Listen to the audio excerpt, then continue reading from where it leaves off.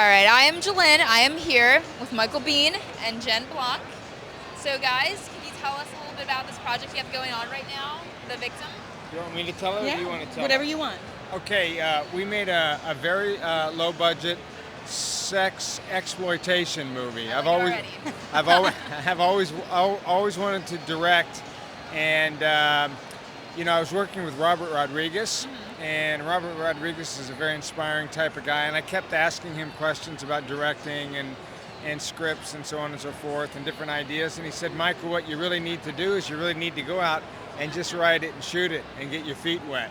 And I said, well, yeah, but I'm not sure. He said, Michael, shut up, go write it and go shoot it, So I called Jennifer, who's very resourceful and busy as an actress herself, but knows a lot of people and a lot of contacts, has a lot of girlfriends. And we had to figure out what kind of a movie I could make on a very small budget. I said to myself, what can I write that is going to be really inexpensive? So I had her, so I'm going sex, okay? So I asked her to call another friend of hers, and she suggested that she call another friend of hers, Danielle Harris, who's also very sexy. So I asked her if she'd be willing to do some sex for me. She said she'd be willing to do some sex for me. No. So, all right, so I had the sex covered. And then I thought, okay, with the bad guys, I could do some dirty cops are always kind of good, And I have a drugs, connection. Basically everything that's pretty much illegal. Anything that I can exploit, anything that people go to the movies to exploit, like in a B movie.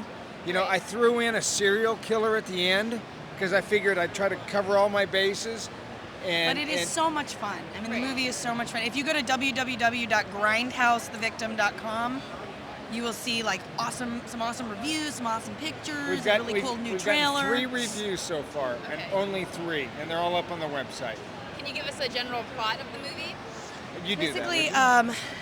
about a girl who is distraught and trying to find help because she ran into some bad people with a girlfriend of hers, and her friend's unsafe, and she runs into kind of a loner in the woods who she thinks is going to save her, and along the way she kind of has to use her sexuality to kind of get her where she needs to be. And throughout the movie you kind of don't know who to trust. There's policemen, there's this new guy, there's the friend, and you don't really know if what you're seeing is what's really going on.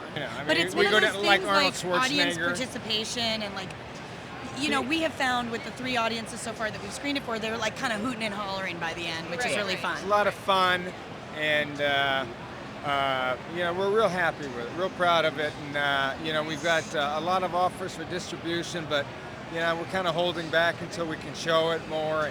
And I think it'll be out, and everybody will be able to see winter. it. Fall or winter. Yep. Yeah. Okay, so we'll look forward to that. Yes. Yeah. In the near future. Yes. So that's your present stuff. Can we backtrack to your older roles? Sure. All right. So, icon of Kyle Reese. I'm sure you Yes. get this a lot. Sarah Connor and Kyle Reese. Do you consider that to be one of the greatest love stories of all time? Yes. Yes. Every time I think about it, it just boggles my mind. All right, John Connor.